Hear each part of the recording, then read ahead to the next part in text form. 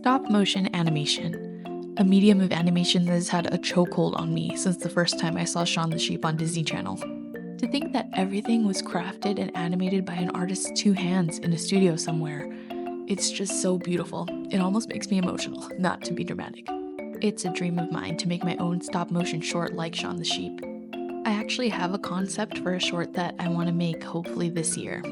But for now, before I get carried away, I thought I'd have a go at my first stop motion puppet. Here's how I did it.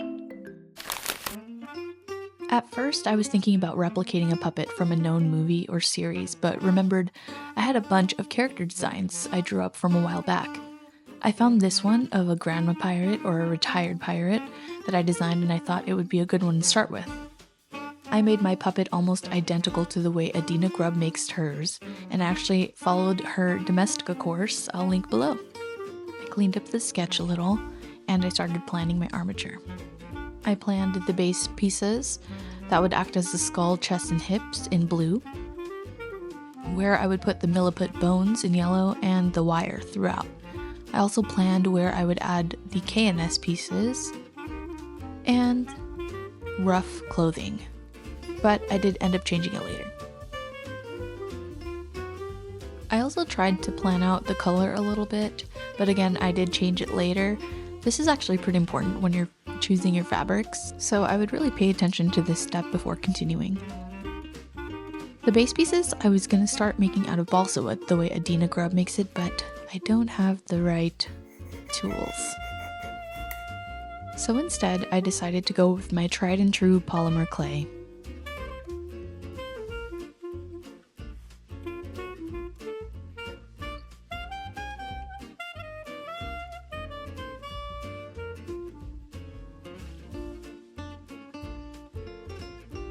I use glass beads for the eyes, and when you're doing this, take into account that you're going to be laying fabric on top of it if that's what you're going to do. I used felt to make the skin of my puppet, and I didn't take into account that the holes that the eye beads will be in will need to be bigger. So make them a lot bigger. Later you'll see that I went in with my Dremel to make the holes bigger because with the fabric on top, the beads were way too snug and it would have cracked the polymer clay underneath, so I just drilled away the excess. Same goes for any wrinkles. My character is a lot older, so I wanted to give her jowls, and since I'm laying felt on top of this, you're going to want to really carve in those jowls and wrinkles. Honestly, take out a big chunk because you're going to be tucking in the felt in there to make the wrinkle. You'll need a lot of room.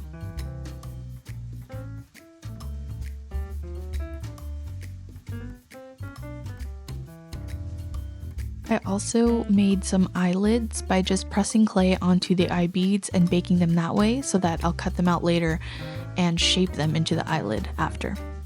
This is if you're animating your puppet. Then I got started on my armature. If you've watched a couple of my videos before, you'll probably know what I'm doing here. I'm just twisting around the wire to make it much stronger and durable. And I'm planning out the spine and pretty much skeleton of my puppet using my sketch behind it.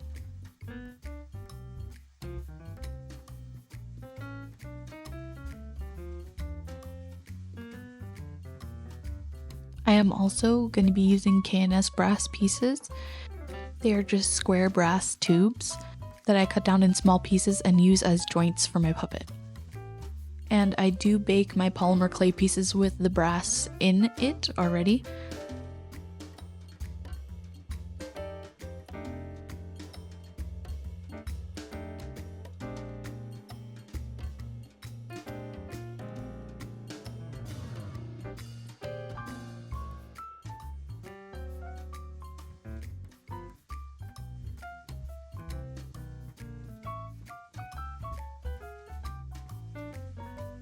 And then I go in with milliput, a 2-part epoxy putty. Wear gloves for this. I'm irresponsible. Do as I say, not as I do. And here I'm putting them in as sort of the big bones. So the parts that you want to leave open are where you want to be able to move your wire. So I leave a space for the ankles so that I can mobilize the foot. I leave space for the knees. I leave space for the neck and the torso, and I do the same thing for the arms and hands. Here I'm testing out my arms. I'm going to make these detachable so that the clothes are easier to put on. And the smaller KNS that goes into the bigger KNS, I glued at the end of where my arm would be, where it would connect to the shoulder.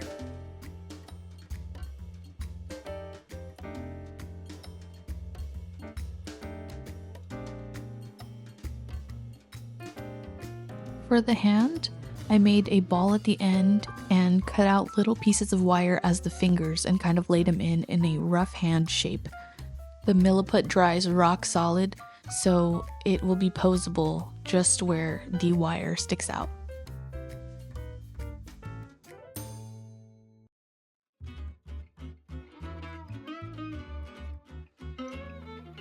And here is where I'm drilling out the eye holes to make them a little bit bigger because I didn't make them big enough.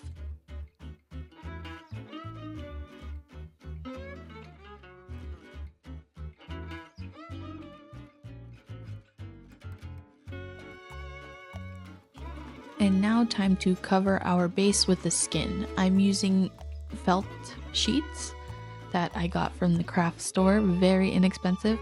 Adina Grubb uses bandages, and I will try that next time. I just couldn't find the one she uses. She's from the UK, so I'm having a little bit of trouble finding the correct bandage. So I used felt this time around. I'm also using E6000 glue and hot glue in combination, and I'm using all the tools I have around me to press in that felt in the wrinkles, making sure to get as much detail as I can. Next time I would have carved my wrinkles even deeper, especially the ones around the eyes, so that I can tuck in the felt in there and it'll be a lot more pronounced.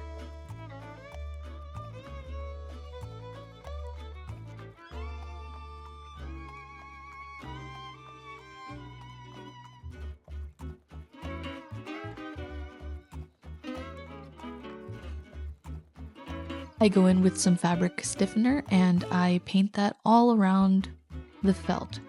This just makes it a little bit more compact so that it stops kind of pilling, because the felt really does lift up and gets caught in things.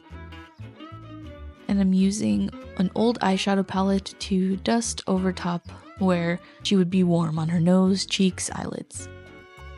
I'm working on the eyeballs now, and I did mention I used white glass beads. I used my drill to kind of clamp the eyeball down and used my Dremel to drill a hole that acts as the pupil. I used the side with the hole in it so that I can stick a needle in there and be able to move the eye around the head, because I plan on animating this later. Next, I am covering my whole armature in upholstery foam and carving out the simple body shape. Doesn't have to be perfect because I used self-sticked bandages to wrap all the way around to kind of snatch her and get her in the shape that I want her.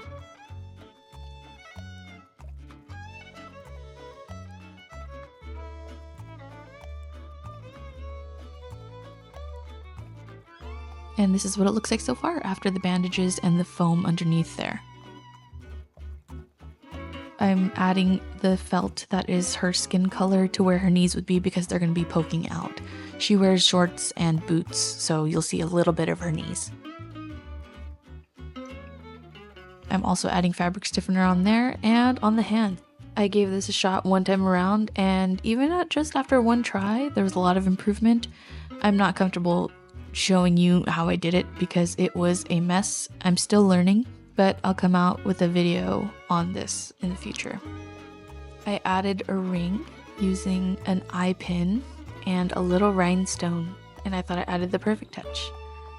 I also made her earrings, and for later, I made different sets of mouths and eyelids. A separate video will be coming out on that as well, so stay tuned.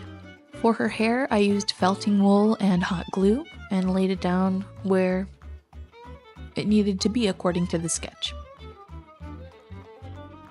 And this is the time I used a bunch of scrap fabrics I had as her bandana. And for her hair and the bun underneath, there's a piece of foam in there. I just wrapped the felting wool around. The earrings are made of the same eye pin. I just twisted it using the same method I used for my armature wire. And I hot glued everything in place. The eyebrows are also going to be felt and detachable so that I can make her emote when I animate her. Just painting the eyes now and adding some clear nail polish and setting it with the UV light.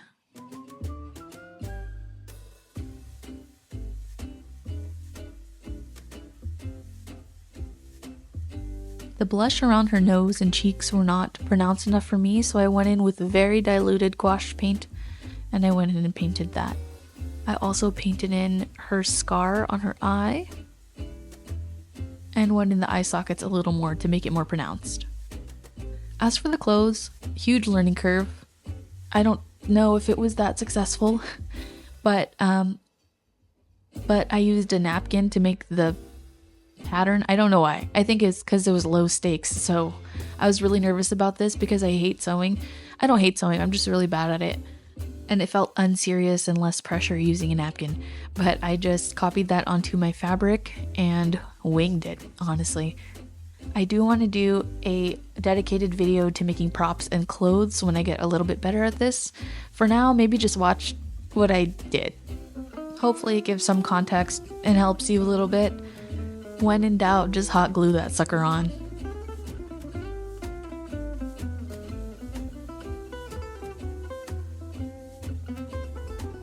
And she's looking real cute. Everything else I kind of hot glued on. The pirate shirt, I made a pattern on a napkin again, and it turned out pretty good. I think I'll try to make shirts that way, so maybe next week's video will show you how I made that. And I just continued styling, kind of adding things that I thought would make her look more like a pirate.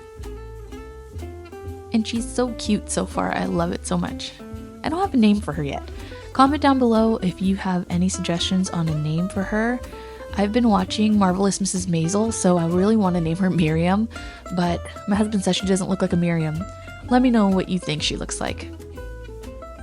This vest kind of turned out rough. The fabric I used frayed a lot, so I had to work with it as best as I could.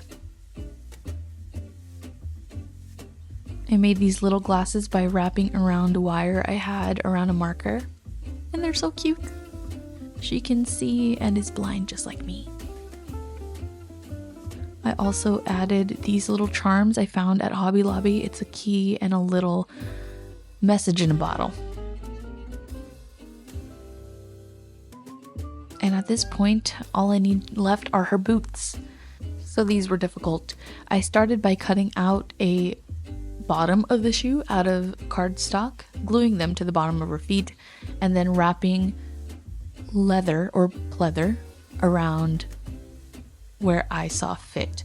I started with where the heel would go, and then I kind of cut out a rectangle and cut around the leg and glued as I went. That's really how I figured out how to do it. I will watch a bunch more tutorials on how to actually sew some shoes, because I do think the finish is a lot nicer than the hot glue I got.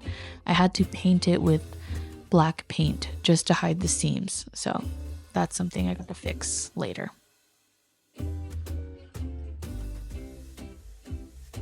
I also added a rectangular piece at the top to look like the fold of the boot.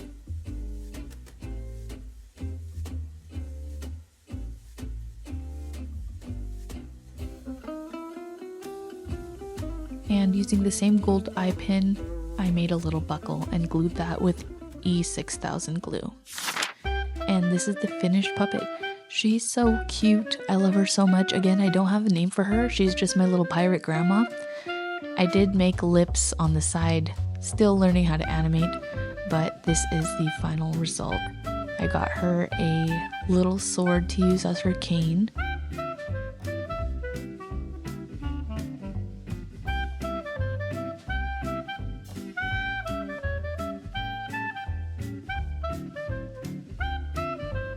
Had so much fun making this. I can't wait to get started on my own stop motion short one day. I think this was a pretty good start. Let me know what you think in the comments. Thank you so much for watching. I will see you in the next one.